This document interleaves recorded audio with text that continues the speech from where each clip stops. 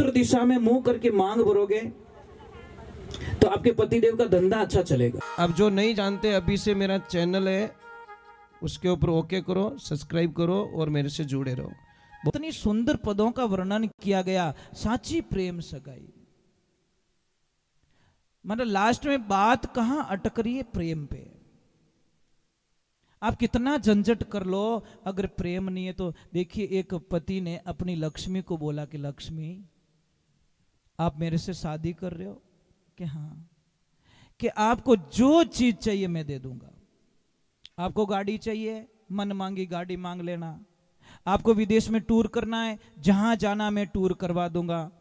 आपको क्या खरीदना है कपड़ों में, वो सारे कपड़े दिला दूंगा। आपको गहना कैसा लेना है, आपको गहना मैं दे दूंगा।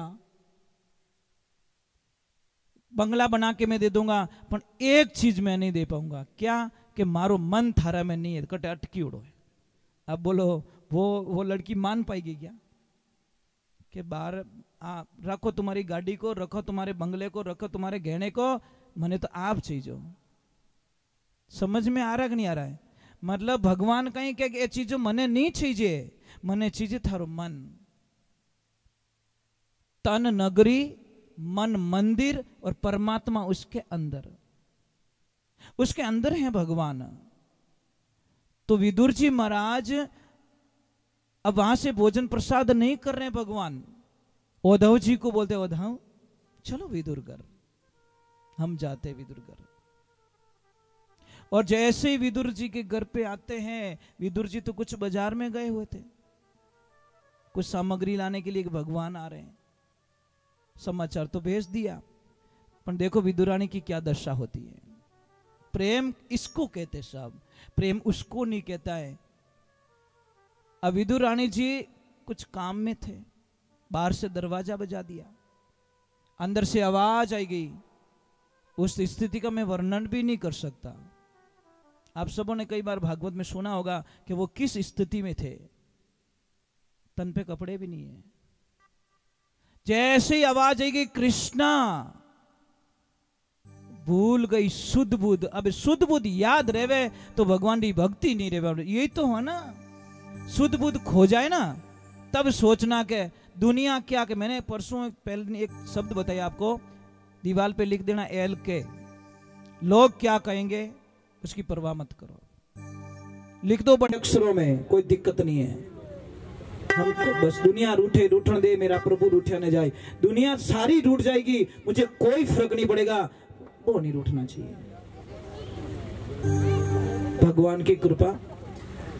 आपको शायद पता नहीं होगा, कोरोना काल में लोगों ने ऑक्सीजन की कीमत समझी। एक एक सिलेंडर लाख लाख रुपया। जो एक पौधा इतनी ऑक्सीजन देता है, वो पौधा नहीं लगाता है, ऑक्सीजन के लिए लोग रो रहे हैं।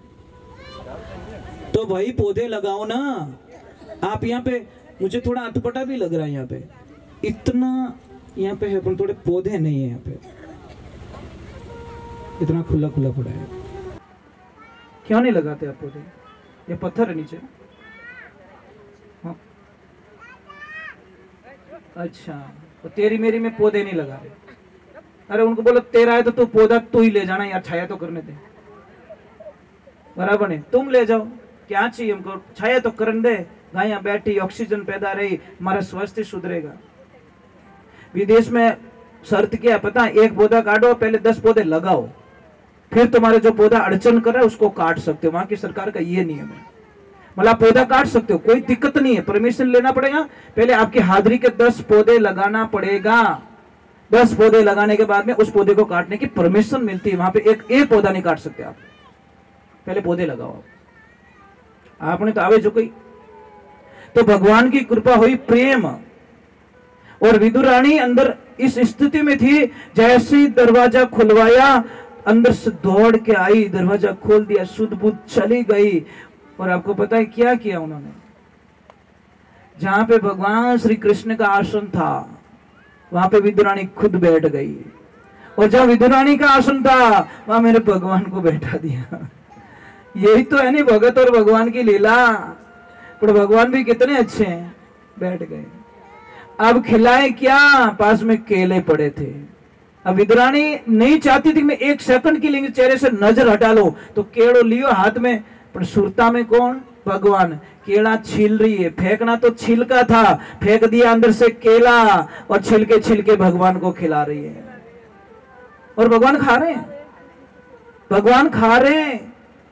इसीलिए कहते हैं कि बिलनी रा बोर सुदा मारा तंदुर रुच रुच भोग लगाई, दुर्योधन रा मेवा त्याग्या साग विदुर घर खाई, संतों साची प्रेम सगाई, कर्म कटे 84 छूटे जीव प्रेम पद पाई। ये होता प्रेम भाव होना चाहिए, विचार होना चाहिए। हमारी विचारधाराओं को भटकाने मत दो। हमारी पहचान इन ड्रेस से नहीं है, इन कपड़ों से नहीं है, इन गहनों से नहीं है। हमारी पहचान निज नाम से। आज हम कपड़े चेंज करके चेंज होना चाहते हैं, ये संभव नहीं है। आप क्या सोचते हो मैं ड्रेस चेंज कर दूंगा तो मैं बदल जाऊंगा? नहीं, खाली बारे खोड़ियों बदलने की नहीं रेवे, अंदरी तलवार भी बड़ी मजबूत होनी चाहिए तो आनंद आवे। ये बगीचा है, ये भगवान ने क्या लगाया, ये बगीचा ही थे। पता नहीं किस फूल को माली आएगा, हाँ, वो तोड़ के ले जाएगा, कोई मना नहीं कर सकता उसको, वो मालिक है, अधिकार है। पता नहीं कली तोड़ दे तो कौन जाने, वो कली तोड़ दे, मना कर देंगे मालिक को। कली पसंद आ गई, मतलब छोटे बच्चे को भी उठा लेंगे तो कई लोग बोलते हैं जितनी उम्र थी, छोटा उम्र था, इस उम्र में उसको लेके, अरे भगवान को पसंद आ गया, कली पसंद आ गई, लेके चले गए, बस उसका अधिकार है, बगीचा लगाया उन्होंने, कोई मना नहीं कर सकता। वहां मौत के सामने किसी के लिए, क्योंकि मौत आपको पता है मौत के कान नहीं है। वो क्या कहते, भगवान मेरे कान होंगे ना, कोई रोएगा मैं छोड़ दूंगी, दया आ जाएगी मुझे, अरे बेचारे बहुत तड़प रहे हैं, नहीं लेके आओ, पर मुझे आवाज नहीं आनी चाहिए, चाहे कितने भी रोए, मुझे बिल्कुल सुनाई नहीं देना चाहिए। मैं उस जीव को आराम से ले आऊंगी, अगर मैंने सुन लिया तो मैं वहीं छोड़ दूंगी, दया आ जाएगी मुझे। तो पहले ही काल और मौत ने बोल दिया, कान नहीं चाहिए मेरे को, आवाज नहीं आनी चाहिए मुझको। तो विदुर जी महाराज जब आए तो बोले ये क्या करी कि भगवान को जिमा रही हूं, अरे ऐसे कैसे जिमा रही है। तब उनको पता चला कि सारे छिलके तो भगवान को प्रसाद में जिमा लिया। परंतु जब विदुर जी महाराज जिमाने लगे तो भगवान ने थोड़ा मुंह मोड़ लिया, बोले क्या हुआ प्रभु के दस, वो स्वाद नहीं आया, जो स्वाद विदुरानी के छिलकों में स्वाद था, वो आनंद था, वो इस गिरी में नहीं है, केले में नहीं है। प्रेम तो विदुर जी को भी था, पर शुद्ध बुद्ध खो के जो भगवान की तरफ जाते नहीं। मीराबाई को लोग कितना ताना मारते थे ना। तो देखो मीरा क्या कह रही है, ऐसे तो आरती का टाइम हो गया, अपन क्या करें, छूटता नहीं चाहिए। आंबू पाको तो पाको, पाकी जने घणी पड़ी नीचे आगा, माडानी तो नहीं तोड़ना, समझ में आई नहीं, वो तो पाकी जने ऑटोमेटिक झाबड़ी पड़ जाएगी, वो ऑटोमेटिक रुके ही को नहीं। एक आध भजन सुना लेता हूँ, अपन क्या करें। देखो आप लोग बहुत अच्छे हो, अच्छे नहीं बहुत अच्छे हो। मैं आपको लास्ट में कुछ लिखवाऊंगा, वो लेके जाना। मैं हर दिन लास्ट में कुछ लिखवाऊंगा, वो आपके काम की चीज होगी। वो मैं जो पढ़ता हूँ शास्त्रों में, मैं चाहता हूँ आप तक पहुंचे, मेरे तक अकेले तक रख के क्या करूंगा मैं, समझ में आई नहीं। एक मटकर मैंने पानी ढक्कन देन राख दियो तो वो 15 दिन बाद में पीवे जड़ो ही नहीं रहे। इससे बढ़िया उसको पिलाते रहो, भरते रहो, पिलाते रहो, भरते रहो। तो हम यही करते, रोज पढ़ते हैं, रोज उस मटके को खाली करते, लोगों तक पहुंचा देते कि चलो मैंने रात को ये पढ़ा है, सुबह में ये पढ़ा है, मैंने शास्त्र में ये पढ़ा है। मैं चाहता हूँ आप तक वो पहुंचे, ये चीज है। अच्छा मुझे एक बात बताइए, आप मांग क्यों भरते हो?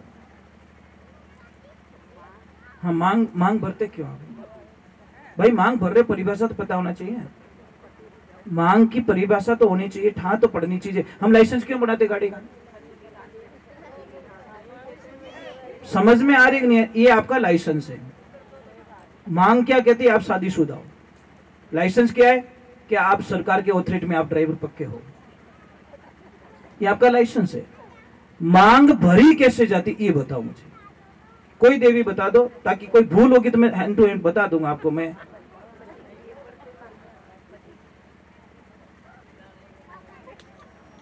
बस खाली फेरा खाओ ना ताको राके, इससे आगे कोई सोच थी नहीं।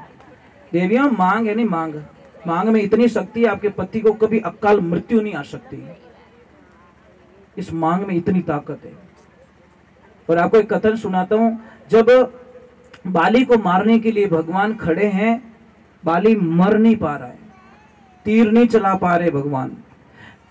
तो सुग्रीव जी कह रहे प्रभु क्या हुआ, हे नाथ नारायण क्या हुआ? मांग भर के रखी है और जब तक वो मांग भरी हुई है मेरे बाण काम नहीं करेंगे, क्योंकि वो पतिव्रता नारी है और पतिव्रता के नारी के अंदर ब्रह्मांड में कोई ऐसा देव नहीं है जो उसके पति को मार सके, यमराज भी नहीं मार सकते।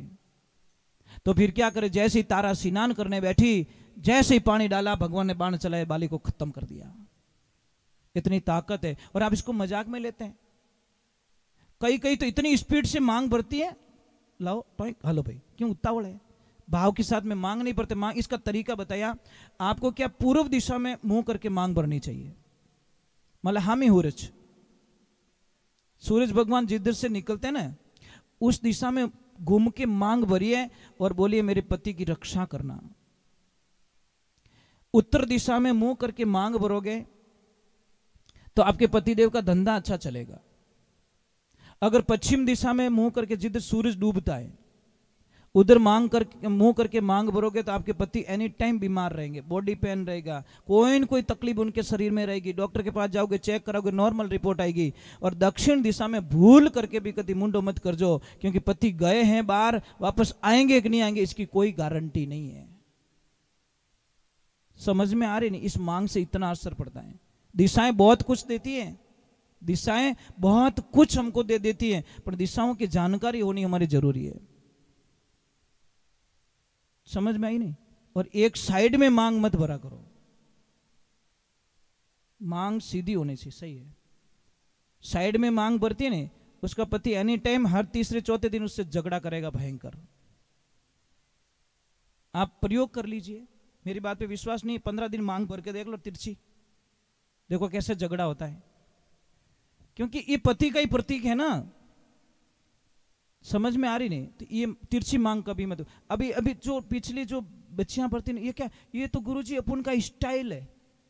तो शादी स्टाइल में तो टूटे है, कितनी फास्ट टूटे रही है। 6 महीने नहीं होते, please mom I don't like, I not accept, my husband is black. वाह, बात खत्म हो गई। बापड़ो खर्चो करियो 20 साल रो, बाप वो पूरो खर्चो ही कर दियो અને વિને પસંદ ही नहीं आयो। वो बाप के 20 साल पसीना री कमाई धीरे धीरे રીપ્યો રીપ્યો જોડ તારે બ્યાવરો ભેળો કરીને તને જચી કોની, મને જચા દિયો, ટેન્ટ આળો રૂપિયા માંગે, હાલો જ્ઞાન આળો રૂપિયા मांगे, हलवाई पैया मांगे, तारे जची कोनी, मैंने 1 मिनट माते तू बेटा रोड माते लाइन खड़ो कर दियो, अब मैं जाऊं तो जाऊं कटे। एक बात का ध्यान रखना, एक बाप होता है ना बिना आंसुओं और बिना आवाज को रोने वाला व्यक्ति सिर्फ एक बाप होता है। समझ में आ रही नहीं? और ब्याह शादी में सबसे सस्ते कपड़े सिर्फ एक बाप के होते हैं, सबसे सस्ते। पूरी शादी में देख लेना, सबसे जो सस्ती ड्रेस है वो एक पिता पहन के घूमता है। बेटी बेटा जमाई पोता पोतियां बिदनियां सबके महंगी महंगी ड्रेस होती है, पर आप नजर घुमा के देखना एक पिता को सिर्फ सबसे सस्ती ड्रेस मिली हुई रहती है। उस पिता का जी दुखा रहे हम लोग, कैसे क्षमा कर देंगे भगवान हमको? कौन जानेंगे उसके दर्द को? कौन जाने? पिता को कौन जान सकता है? कोई नहीं जान सकता। पिता जाने के बाद में पता चलता है। बेटी सबसे ज्यादा किस दिन रोती है पता है? जिस दिन उसका पिता दुनिया से चला जाता है। बेटी सब कुछ सहन कर सकती है, अपने बाप की मौत को कभी सहन नहीं कर सकती। वो कहती है आज मेरे यहां से जलपान उठ गया बस। कई कई बार बहन बेटियां नहीं कहती आज हमारा पापा रहता तो। कई बेटियों के मुंह से सुनता हूं मैं कभी कभी कि आज हमारा पापा रहता तो शायद मने इन स्थिति माने खड़ी नहीं होने देता। महाराज एक गांव में दुष्काल पड़ गया, मतलब अकाल, बारिश नहीं हुई 5-7 सालों से। बारिश नहीं हुई तो उसकी वहां पे बहन थी, उसने विचार किया कि 12-15 कोस पे मेरा भाई रहता है, वो बहुत पैसे वाला है, बहुत पैसे वाला है, और मैं जाती हूँ मेरे भाई से कुछ हेल्प ले लेती हूँ, जब हमारे यहाँ पे वापस होगा तो वापस दे दूंगी। वो बड़ी आस लेके बहन जाती है, कहाँ पे? भाई के पास में। पर जैसे ही भाई ने देख लिया कि रोड पे बहन उतरी है, वो ऊपर खड़ा था, उसकी पत्नी को बोल दिया मेरी बहन आई तो बोल देना तेरा भाई बाहर गया हुआ है, मुझे पता है वो कुछ न कुछ लेने के लिए तेरे अपने पास आ रही है और हमको देना नहीं है बहन को। देखिए जैसे ही बहन आई भाभी साहब को प्रणाम किया और भाभी साहब को बोला भाभी साहब मारा भाई साहब कटे कि तारा भाई साहब 4-5 दिन उबारे गयोड़ा है। तो भाभी साहब आप ही थोड़ी हेल्प कर दो कि नहीं भाई साहब मैं आपके भाई को पूछे बिना कुछ नहीं कर सकती, कुछ नहीं कर सकती। बहन ने बोला मेरी हालत ऐसी हो गई उस मृग के जैसी, मृगा जल दिसे कोई प्रियो न पीसे, कोई प्रियो न पीसे कोई विश्वा दिसे। रेगिस्तान में धूल में गर्मी के दिनों में हिरण को पता चलता कि वहां पानी भरा है, पर वो पानी नहीं है, वो रेत चमक रही थी।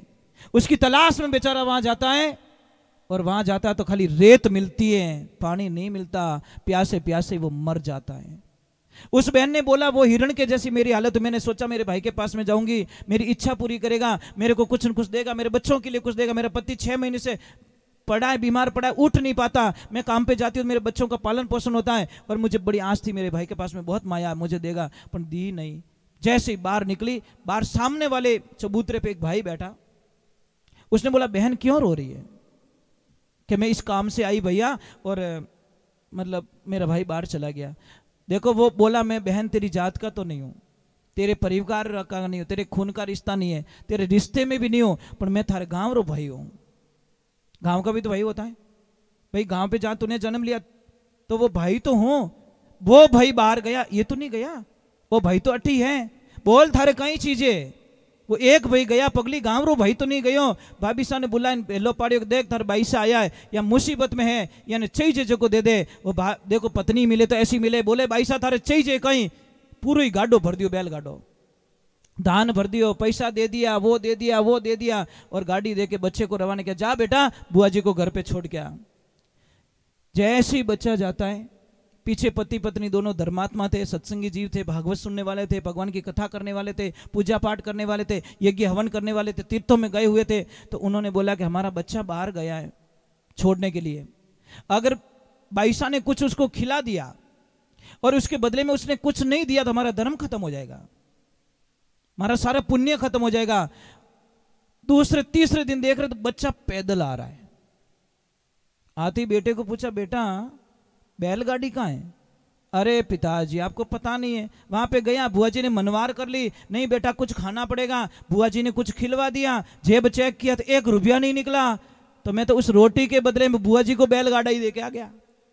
बोला तू तो मारो ही बाप निकलियो, तू तो बड़ा दानी महादानी निकल गया, हम तो थोड़ा दान किया, तू तो बैलगाड़ा ही दे के आ गया।